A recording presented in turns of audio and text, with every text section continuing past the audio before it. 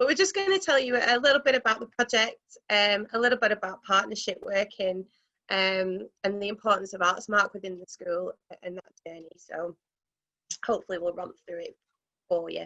So I'm from Ludus Dance, and Liz is from Ryelands Primary School, and we've been running a project called Nature of Dance, and we've managed to run it quite well throughout lockdown. We have missed some sessions, but the beauty of the project is it's quite adaptable, so it's not impacted too much.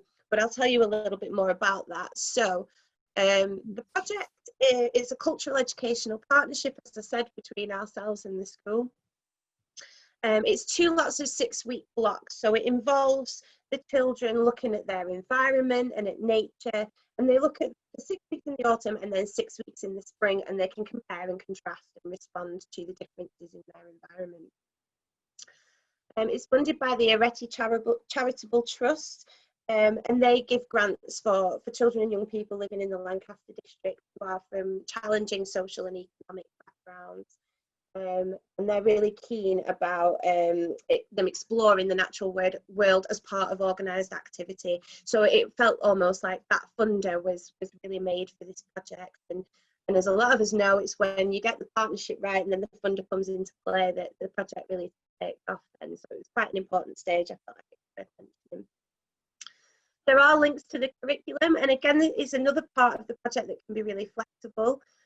So obviously, the basis of it is in nature, but that can be explored in a few different ways. So at Ryelands in particular, they're very fortunate to have beautiful school grounds, and quite a lot of it.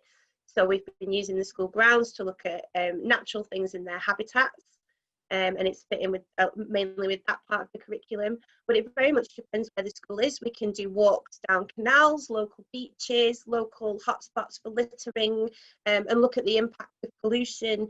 And I know the kids are touching on some of that at Ryelands as well, so it can really link, it can really be cross-curriculum.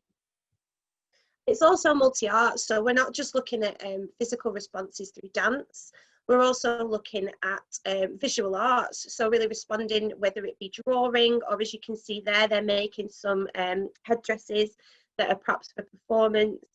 So there's a variety of different ways that the children can respond to what they're experiencing.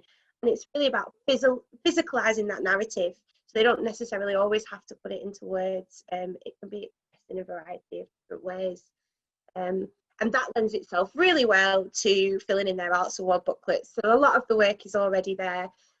It's really a partnership approach with that as well. So the teacher at the school helps the young people to kind of stick things in their books and make sure they're complete.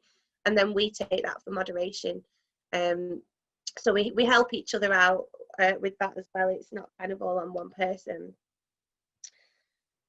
So as we've discussed, it's really adaptable in the curriculum that it can touch on, in the year group that it can be run with. We've very much been working with early years primary school, and we're doing it with another school as well out in Garstang. And but it can easily be adapted to fit older age groups or secondary school. And as well, like we said, it can be adapted to fit the location. So it can really be, as Sarah was saying before, that localised approach and looking at local issues of what's going on for us in our community as a school. We can really be quite flexible with that.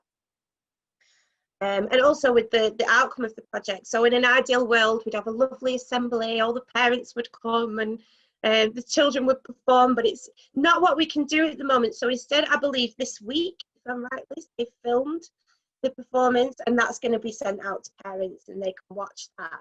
So again, even in that sense, it's very, very flexible and very adaptable, and one of the reasons we've been so fortunate to be able to continue with it even under restriction. And a lovely add-on as well is that it's CPD for teachers. We do a guided learning package where we leave a legacy. The teachers learn how to carry that work on, even if the cultural organisation isn't there. And that's really important to us, is leaving that learning, sharing that knowledge, because we get an awful lot of experience and knowledge from the teachers as well. It's very much a two-way thing. It's just leaving that little bit of a legacy, and you know, not always having to rely on us to be there. But I thought what would be nice to illustrate that would be some images and some quotes, because who can say better than the people that have been involved in the project themselves. So this was our visual artist, and as you can see, she took some baskets out. They collected lots of different bits and pieces from the school grounds, and they created props and pieces of artwork, which was lovely. They had walks through the woods, so they looked at the autumn leaves. They made picture collages of the different experiences. And then as you can see, that there's some more children here making those headdresses. And that's just a few of the bits and pieces that they've done. They've done quite a lot of work. I've seen some beautiful drawings of different habitats and things that are really nice. But here's what some of the children had to say. So I'll just pop these up. I don't think you need me to read through them. It's just giving you an idea of the difference of experiences. So some like the dancing, some like the exercise, some like using their bodies, some just like nature. There was a real wide range there, but this is a quote from the teacher, which I think highlights the partnership really well, and I will read this out. The project was a great immersion into dance, and the walk in the local area brought an additional level, which the children referred to a lot. There were two girls who were new to our school in September who thoroughly engaged and enjoyed every lesson working together. It was the first time they had really smiled and their confidence began to shine through. It's definitely helped them build relationships in our class and start to enjoy school more. There were two boys in our class who enjoyed PE and being physical. They were utterly focused and absorbed in every movement, and I could tell they were not even thinking about what everyone else was doing around them because they were so engrossed. As a teacher, it was helpful for me to see how to build up each week, introducing small parts, and I felt more confident when it was my chance to add to the piece. And I just felt like those quotes and those images really summed up nicely kind of what everybody got out of the project. Am I missing anything, Liz, before I move on? Is there anything you want to add? No, not at all. It just, I just wanted to say how it was so well adapted to the new restrictions, and so that everything was done outside on our yard, and we had very good weather. And we were very lucky. But yeah, we weren't going to let COVID get in the way of this project at all, and it was so good that we could continue to do it. And yeah, it was filmed yesterday. I think I saw them out on the yard yesterday. yeah, talk about timing. But yes, we've got that in just in time for the presentation. Yes. So hopefully next year there might be a little bit more to share from it. Yeah. But yeah, Liz, you shout over me at any point if I'm saying anything totally wrong or I'm missing anything. Doing well. Thank you. So we'll talk a little bit about the partnership, because it is what is so key and what's so important in making projects like this work. And I think there's a few points that are quite integral to building an effective partnership. But just to give you a bit of background for anyone who doesn't know, Ludus Dance is quite an old company. It's been around for a while, and it's for quite a long time specialised in dance education. And now we're very much focused on children and young people from all backgrounds.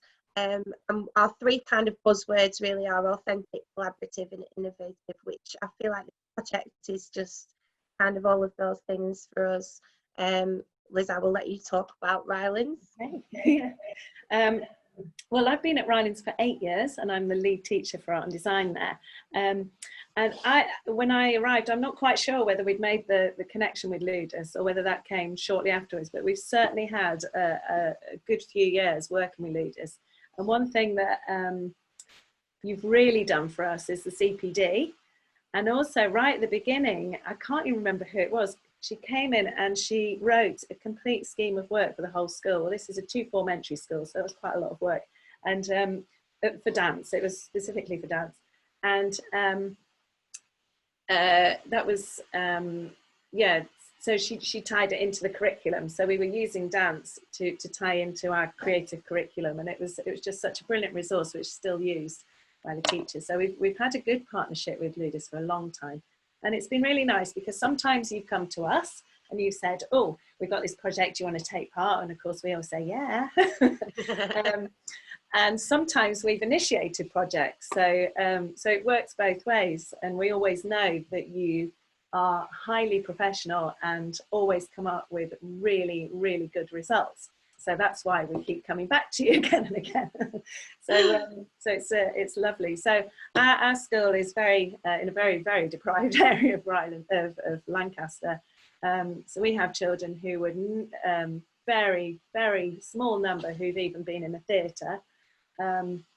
no way would they go and watch a dance production or anything. So it's so important that they have these experiences of you coming in and working with us. And we have other partnerships too. We've had you know, we work with the university, and we have worked with more music in the past. So yeah, it's just so important for our kind of children. Yeah, and I think that's an important point as well for cultural organisations, is not grabbing onto your schools and going, this is our school and we're working with this school and nobody else. It's about, you know, we've all got different experiences, different expertise to share, and we can really complement each other. And it's about giving the school the confidence and the power, maybe, I hope those are the right words, to kind of go out there and access other cultural organisations, because it can be a bit of an unknown for some teachers. Yeah, I think, and when you say dance, then, you know, you always have those preconceived ideas. Well, certainly working with you, you've completely broken down those preconceptions, and you know, I would say that our teachers are really very confident in teaching dance using the scheme of work that you produce, because it was so simple, you know, so sort of straightforward, friendly. That's what we need. Yeah, but I think we've covered a lot of this, but I think they were the main points. Was, you know, we have a history, we've kind of proven ourselves, we've gained confidence with the school, and then gone on to do bigger and bigger things. I mean, there's been conversations about us using your outdoor space for our projects, not necessarily with the school, but, you know, around restrictions, and being able to really transform some of that space as well. And that works for the school, because you've got vast amounts, and if we can take a responsibility over a small part of it, then that works for us both. So having those open lines of communication, making sure that your goals, your vision, your ethics are shared, that you're coming from the same place, that you're aiming for the same thing. Although there may be slight differences along the journey, you know, your start and your finish point are very much shared. And like we keep discussing, sharing that expertise, you know, leaving that legacy. And we get an awful lot of knowledge about, you know, informing our schools' packages, and what's reasonable and what's needed, and where can we complement and where can we fill the gaps. And we get all of that from the partnership as well. It is very much a two-way street. So I think that's covered everything for that. I think they're the main points. And I think it's really important to say that as a cultural organisation, is that we're not going, this is our school. You know, we are a cultural map in Lancaster, and we've all got things to offer, and we can all, especially in these circumstances, we can definitely all give our schools something that will help them along the way. So now I am going to hand over to Liz, because this is your expert area, but you can just talk a little bit about the importance of the Artsmark. Yeah, certainly. Well, yeah, it's kind of there. The quote here is from our head teacher. I said, well, I know why it's important to our school. Why is it important to you? And this is what she said.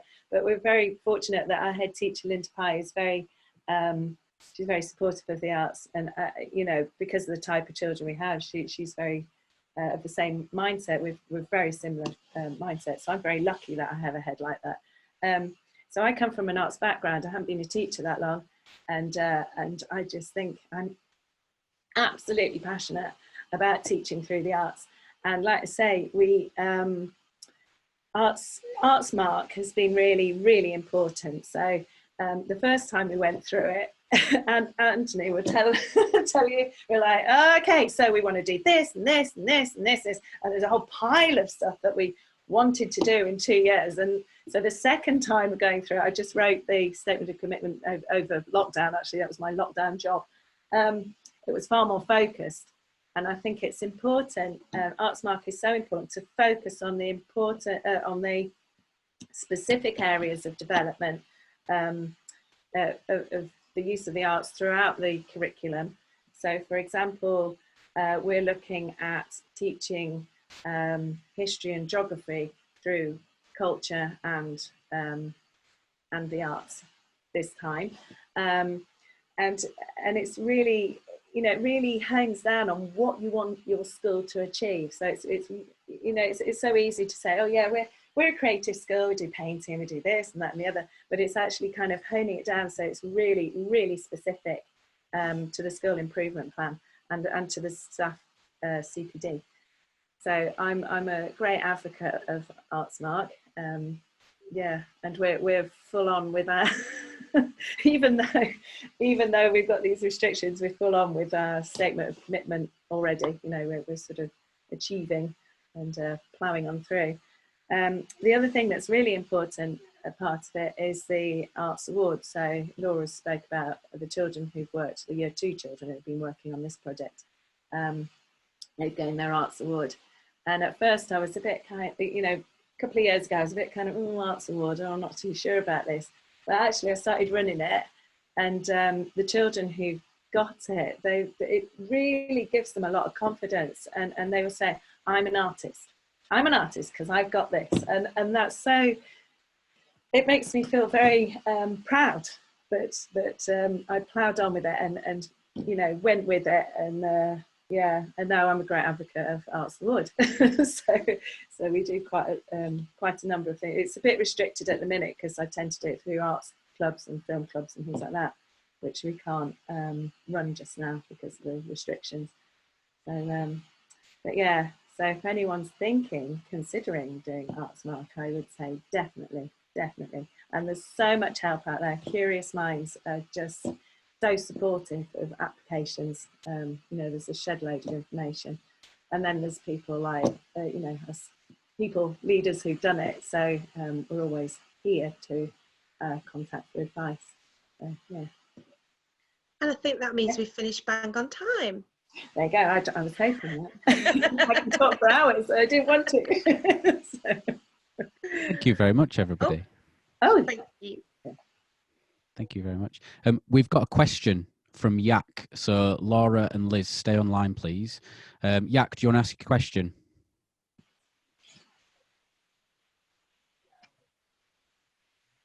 You might want to unmute yourself.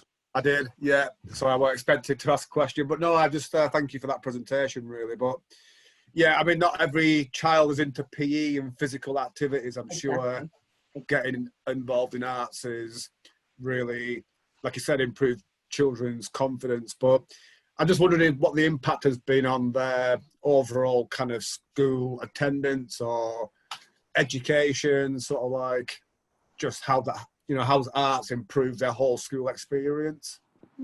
It's quite hard to say, isn't it, without having the numbers, and because there's a number of things that we've put in place to improve attainment and attendance and behaviour, and overall it has got better over the years.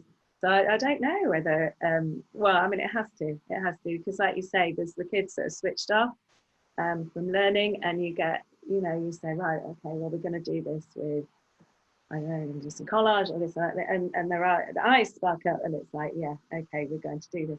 It was quite interesting because I did a slice project a couple of years ago with more music with a very difficult class, and I had to get evidence of how it improved their behaviour and such like. And yeah, I could see, and the teacher could see that what we did kind of, you know, it switched them on, it changed their attitude to their learning. So, but I'm very lucky. I work in Year 1, so I see, yeah, my children, I can say from my point of view, my children, when they're engaged in artistic, creative activities, then they're learning a lot better and then they're far more focused. So, yeah.